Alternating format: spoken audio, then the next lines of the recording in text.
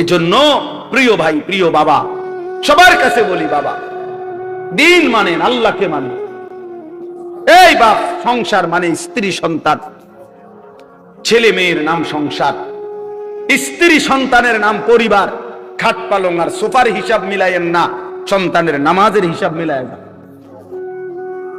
খাট দেখান কিনতেন, সোফা দেখান কিনতেন। এবারে 30 বছর বিদেশ করছে, 60 বছর কামাই রোজগারি করছে, বাজার করছে, ব্যবসা করছে, ক্ষেত খামার করছে। অন কিরছেন চাচা, শেষ বয়স হইল, হ্যাঁ করছে হুজুর আল্লাহর রহমতে, 4টা রুম দিয়ে একটা বিল্ডিং করছে। এডি হুনা মানুষের বেড়া, হ্যাঁ বিল্ডিং করছে, এটা শুনে আল্লাহর রহমতে হুজুর আমনগো দোয়ায় বিল্ডিং করছে। রাস্তার লগে কদ্দুর জায়গা লইছে, হ্যাঁ রাস্তার লগে জায়গা লইছে, বিল্ডিং করছে। 4টা রুম, 2টা বাথরুম, বাথরুম দিয়েও টাইলস। আল্লাহু আকবার, কত বড় নিয়ামত। এখন টাইলসে মতে, কত বড় নিয়ামত আল্লাহ দিছে ওনারে। ওনার বাপ দাদা আগে পূর্বপুরুষ মাটিতে পেশাব করত, এখন উনি এখন টাইলসে পেশাব করে। এর চাইতে বড় দৌলত আর কি হইতে পারে? 60 বছর সার্থক, আপনি এখন টাইলসে মতেন। এই জীবন, এই মুসলমান, 60 বছরের এই ছিল হিসাব। কি বললেন এগুলো? বিল্ডিং এর হিসাব দেন কেন? সোফার হিসাব দেন কেন? জমির হিসাব দেন কেন? হিসাব দিবেন সন্তানের। আমার সন্তান নামাজ পড়ে, আমার সন্তান আল্লাহকে সেজদা করে, আমার ছেলে মেয়ে আল্লাহকে সেজদা করে, আমার ঘরের বিবি বাচ্চা পর্দা করে, আমার ঘরের সবাই আল্লাহর কোরআন পড়তে পারে। কথা তো ছিল এই না?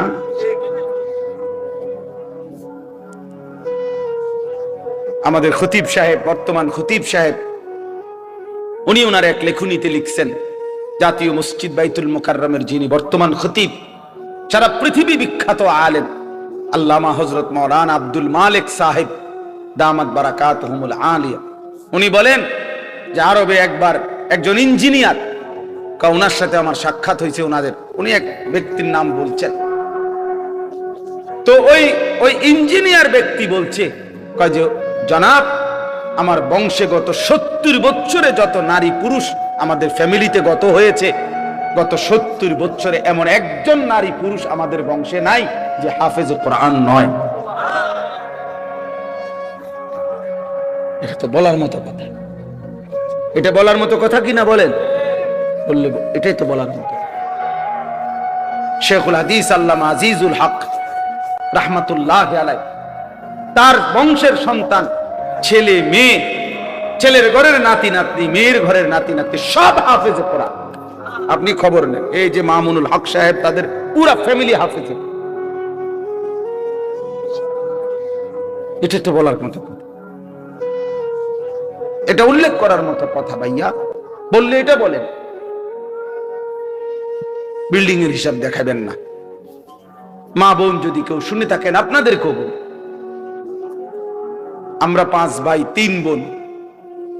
2015 সালে আমার আব্বা ইন্তেকাল করছে। 43 বছর বাবা এক মসজিদে ইমামতি করছে, প্রাইমারি স্কুলে মাস্টারি করছে।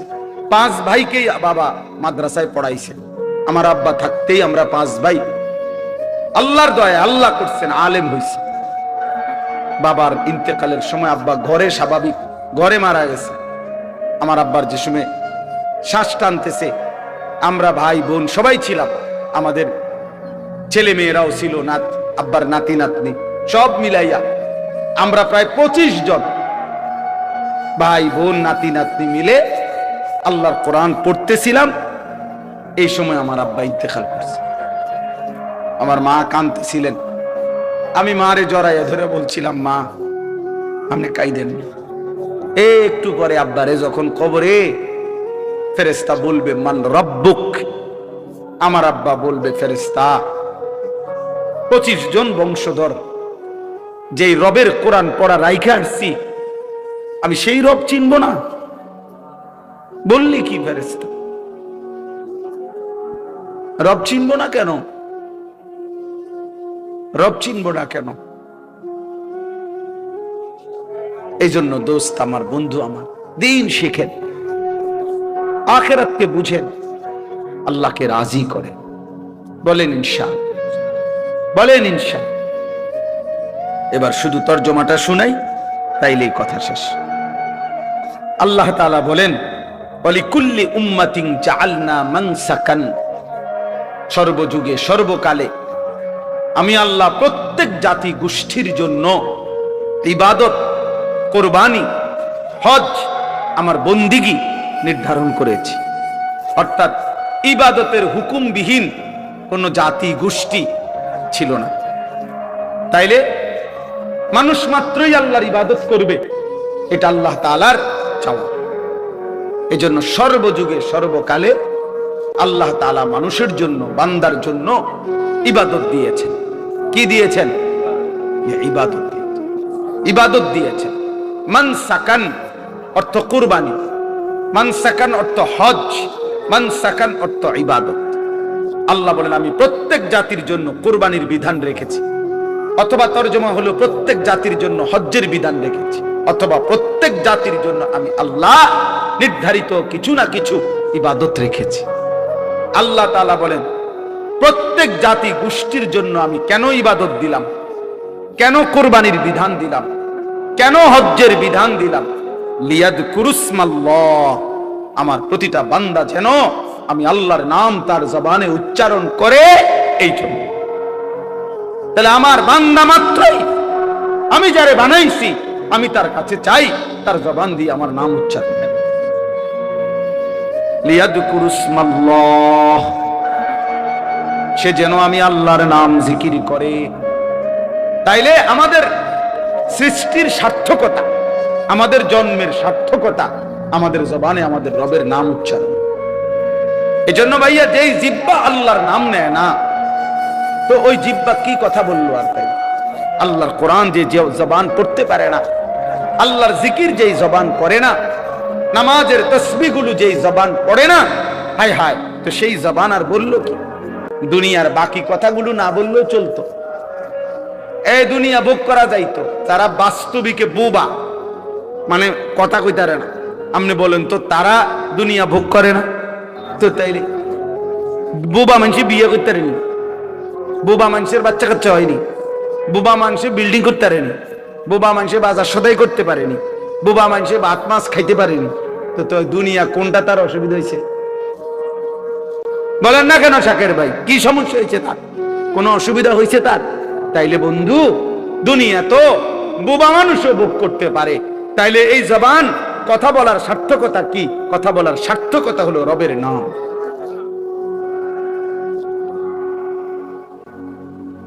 আল্লাহর নামই যদি জবান না নিল, এই কথা বলার দরকার কি ছিল?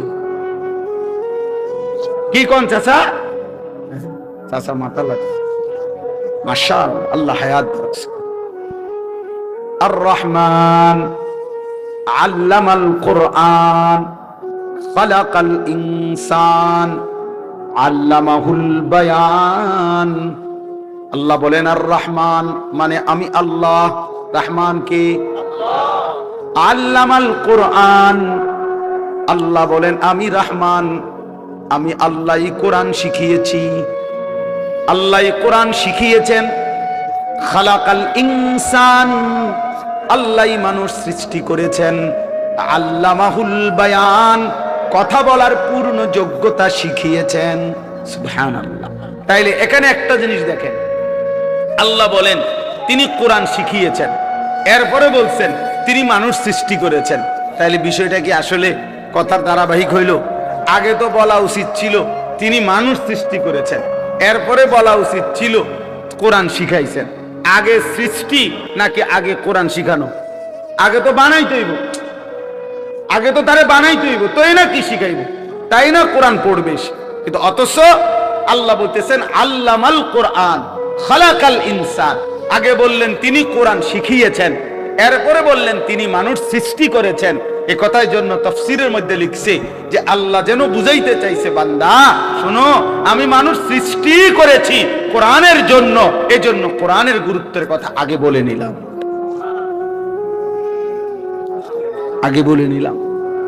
এবার যদি বলেন আল্লাহ আল্লামাহুল বায়ান। আল্লাহ বলল ওই যে কোরআন শিখতে হবে, ওই যে কোরআন পড়তে হবে, এই জন্যই আমি তাকে কথা বলার যোগ্যতা শিখাইছি, নাই তো কথা বলার দরকারই ছিল না। হুদা ভাত খাইবো, হুদা পেশাব করবো, আর ঘুম যাইবো, আর স্ত্রী মিলন করবে, তো এর জন্য কথা বলার দরকার ছিল না, জবানের উচ্চারণ ছাড়াই ওইগুলা করতে পারত। আল্লাহ আমাকে বুঝার তৌফিক দান করে। লিয়াযকুরু ইসমাল্লাহ আলা মা রাযাকাহুম মিন বাহিমাতিল আনআম। এই যে এই আয়াতের প্রথম একটা গুরুত্বপূর্ণ অর্থ হলো কুরবানি। এজন্য আল্লাহ বলেন আমার চতুষ্পদ যেই জন্তুগুলো আমি আল্লাহর পক্ষ থেকে হালাল, সেগুলো যখন জবাই করা হয়, সেই জবাইয়ের মুহূর্তে আমার নাম বান্দা উচ্চারণ করে, তাকবীর পড়ে আল্লাহু আকবার, এই তাকবীর, এই জিকির, এই স্মরণ শুনবার জন্যই আমি আল্লাহ কুরবানির বিধান দিয়েছি। তাহলে কুরবানির মূল মাকসাদ গোশত খাওয়া নয়, কুরবানির মূল মাকসাদ জিক্রুল্লাহ, আল্লাহর জিকির। কার জিকির? আবার বলেন কার জিকির? আল্লাহর জিকির। এজন্য আল্লাহ বলেছে ওয়াযকুরুল্লাহ ফি আইয়ামিন মা'দুদাত, কুরবানির এই দিনগুলোতে তোমরা আল্লাহর জিকির করো। ওয়াযকুরু ইসমাল্লাহি ফি আইয়ামিন মা'লুমাত, জিলহজের 10 দিনের এই দিনগুলোতে তোমরা আল্লাহর জিকির করো। এজন্য হজ্জের মধ্যে বান্দার জবান দিয়া বেশি থেকে বেশি আল্লাহর নাম উচ্চারিত হয়। কুরবানির সময় বান্দার মুখ থেকে বেশি আল্লাহর নাম উচ্চারিত হয়। এজন্য তাশরিক, তাকবীরে তাশরিক, এই 5 দিন টানা বান্দা আল্লাহর রবে, আল্লাহর নামে, আল্লাহর জিকিরে জমিন আলোড়িত করে দেয়, বুলন্দ করে দেয়। এজন্য 9 জিলহজ ফজর থেকে নিয়ে 13 জিলহজ আসর পর্যন্ত আল্লাহ তার বান্দার জবান থেকে শুনতে চায় আল্লাহু আকবার, আল্লাহু আকবার, লা ইলাহা ইল্লাল্লাহু ওয়াল্লাহু আকবার, আল্লাহু আকবার, ওয়ালিল্লাহিল হামদ।